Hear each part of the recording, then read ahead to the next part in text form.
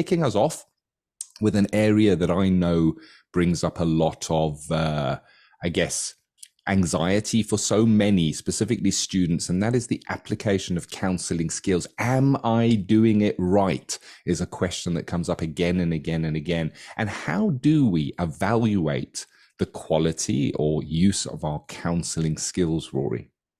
Well, that's a very good question. And before I go on to answer that, I would say this is one of the most asked questions in our Facebook group. And if you are not a member of our Facebook group, go to Facebook, type in Counselling Tutor. You'll find us, we're a closed group, but if you're not going to do, our friendly moderation team will let you in. And you can join thousands and thousands of like-minded people, all talking about topics in the world of counselling and psychotherapy. There are students, there are qualified colleagues, there are supervisors and tutors, and they're all debating very different and rich ideas within our profession. But yes, you come to the point of how do we evaluate skills practice? Well, this really, Ken, is where the rubber meets the road. When we're talking about theory in practice, there is no better way of seeing theory being shown in practice by evaluating skills. And the first thing we do is we practice our skills. This may be our reflection and paraphrasing, our use of silence, could even be use of questions. For those who are doing maybe more sort of courses with a more directive influence, such as CBT, this could be Socratic questioning, where you're trying to build up an idea of the client's ideas about how they perceive the world. But how we do it is we either record it on an audio tape or we video it and then we play it back and assess where we're at.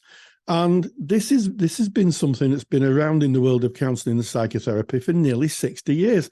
Carl Rogers pioneered the recording of counselling skills with his students. And I was reading just the other day that they would huddle around the tape recorder and listen in wonderment, absolute wonderment, Ken, at how the use of these skills and the application, specifically of person-centered therapy, altered and helped the client heal, and also to maybe have a different perspective on the world, to self-actualize within the terminology of person-centered therapy, to trust our organismic self. So the first thing we do, Ken, is record. And to do that, we need some form of recording device. We do. And of course, we live in an age now where technology is changing almost daily. It was interesting to hear you refer to a tape recording. Oh, yes. I bet we've got a couple of listeners going, what is a tape? Because, of course, it's now solid state recorders. We get voice recorders. We can meet up over Zoom or an online app and record via that. In fact, that's how Rory and I are recording this podcast that you're listening to at the moment. We're meeting up over Zoom and we're recording the audio for you. So getting it recorded is really, really important. And so I guess the practice of skills, the confidence within skills, the am I doing it right within skills is an area of very, very special interest for me. I love counseling skills.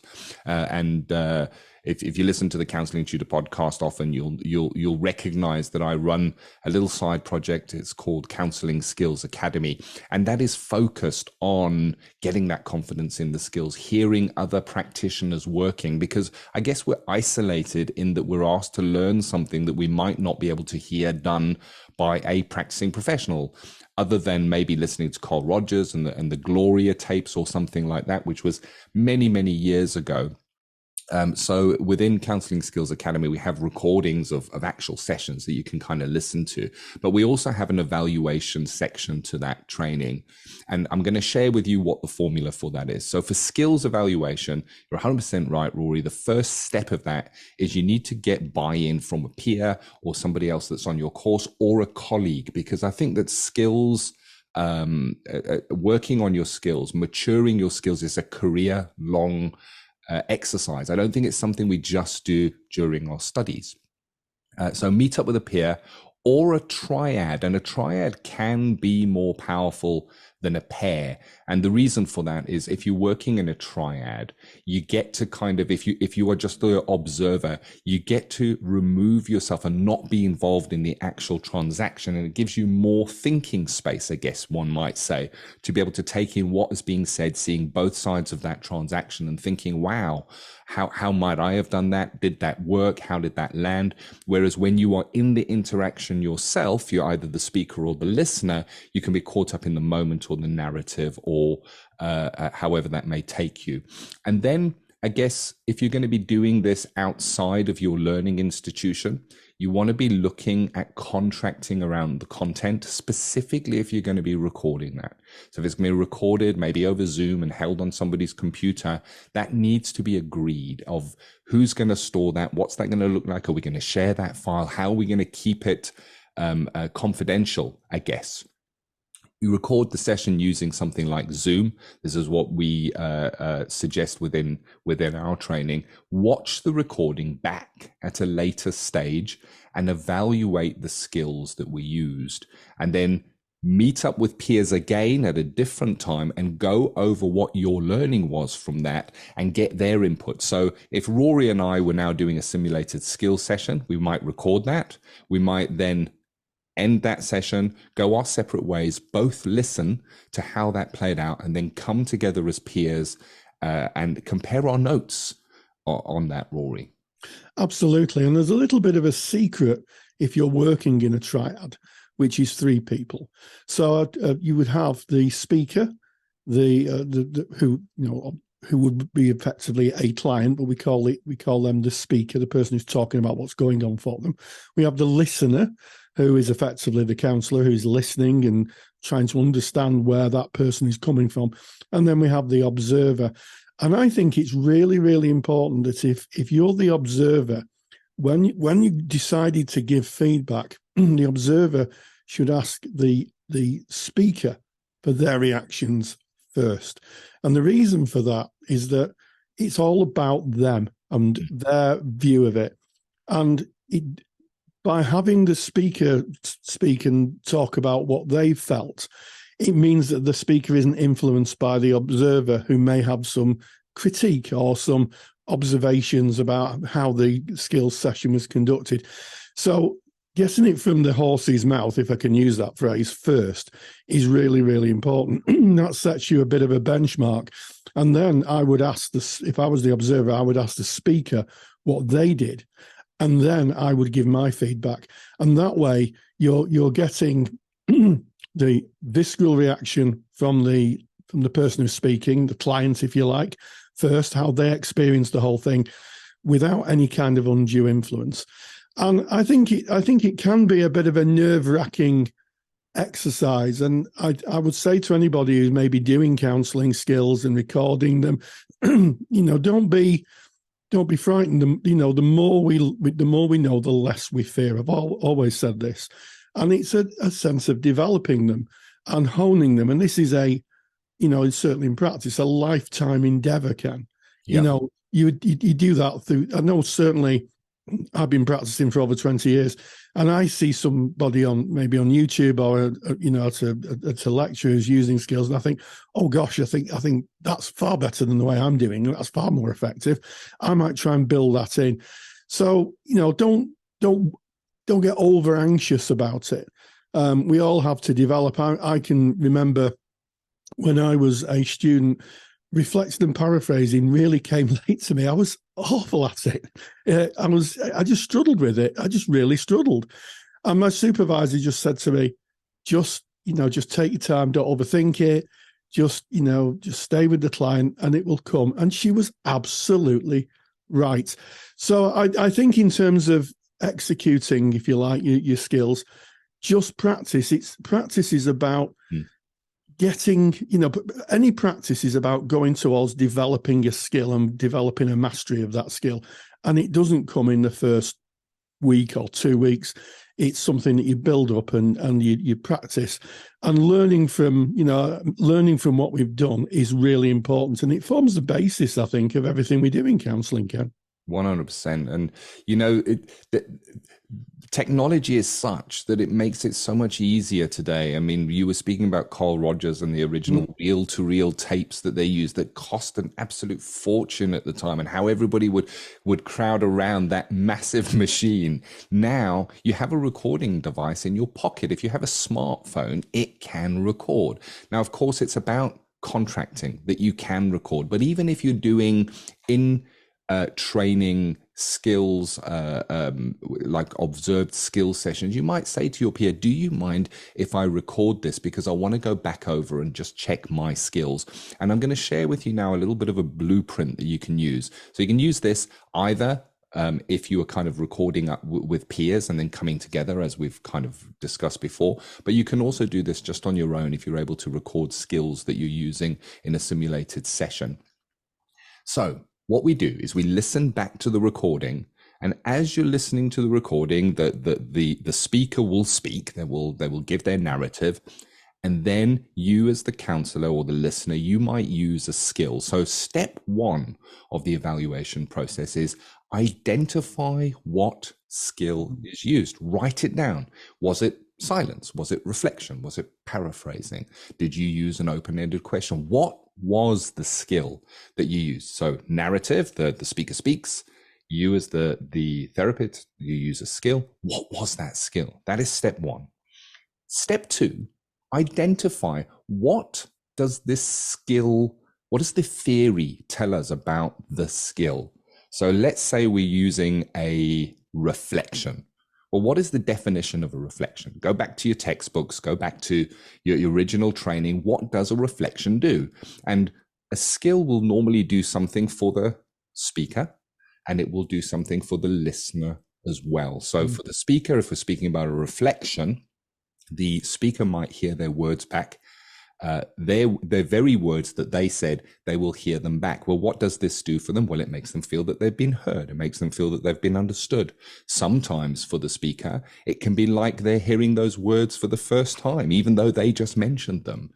It might be that as those words come back to them in a reflection, they go, actually, no, it's not like that. It's like this. So their very own words, they will have a change of heart in that. So that is the theory of the skill. So we have identify the skill. We look at what does the skill traditionally do? What is the theory of that skill? Then we look at the skill used in context within that session. What was the result of the use of that skill for the speaker or the listener? So let's go back to that reflection. The speaker says something, the listener reflects that back using the speaker's own words. What does the speaker then do? Do they go, yes, that's right, it is like that, and blah, blah, blah? Do they go deeper? Do they just go, and carry on with the narrative? What happens as a result of that skill being used? You can then take it a step farther and say, listening back in retrospect, if you were to go back to that very same presentation again, would you choose the same skill? Was it effective? Would you perhaps choose a different skill? If we look at skills, and I know they're not tools, but imagine them being a set of tools laid out, would you maybe go, a silence might have been better than that reflection at that point. Maybe I could have done a paraphrase as opposed to a reflection. Maybe I could have asked an open question there. So would you have used a different skill? And if so, what skill would you have used? And why? And I guess that is a way of evaluating your skills. And if you do that on a regular basis, you'll be so surprised at the difference it can make. It really does sharpen the skills, whether you're a student or whether you've been practicing for over 20 years. This is an amazing little blueprint you can use to evaluate and improve your skills as you go. Yes, and I've made this blueprint available. So if you go to our mother website, which is Counselling Tutor, and you find podcast episode 248, you'll find that handout ready for you. You can download it and you can use that to map out how you record your skills and how you evaluate them. And one of the best ways, I think, of evaluating skills is, yes, listening to what you say, but listening to the reaction of the person you're working with. That's the key thing. Recently, I was at a visit at the dentist, and in between having my mouth packed out with all sorts of things, my dentist said to me, yeah, my son struggled a little bit in maths, but now he's a coder. And I just said, so he found the maths that he loved. And her eyes lit up and she said, yes, that's it. That's it. That's absolutely. And she couldn't stop talking about it. And it was almost like I had pressed a button that she felt understood.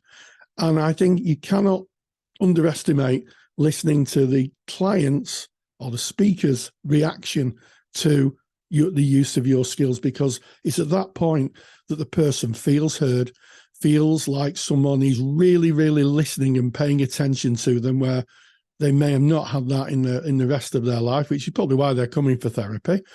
And that shows the movement. And that's what Rogers was listening to with his tape recorder. We have a gramophone at Counselling Towers. We wind it up. But that's what they were listening to. They were looking for client movement, that clients could feel that they are listened to, heard, understood. So I think that's the other part of the equation, isn't it, Ken? Yes, listening to how you apply the skills, but listening to the reaction of the person you're working with and noting that, because I think that is what we're there for. We're there to facilitate our client or our speaker's kind of way of being. We're there to help them feel that they're understood and their voice is important. 100%. I think this is such an important topic. The skills. So many people saying, I don't know whether I have full confidence in my skills. Am I doing the best I can by my clients? And the more we focus, the more we practice. Like you said, Rory, it's all about practicing, but it's having now a framework to practice within. You can get that super duper handout, as Rory has said, and you can get that counsellingtutor.com. Click on the podcast tab, episode 248. It's right there on the page. You can download that. And of course, if you want to check out Counselling Skills Academy, where you can see 6 full sessions with the skills evaluated, then you can go and check that out as well.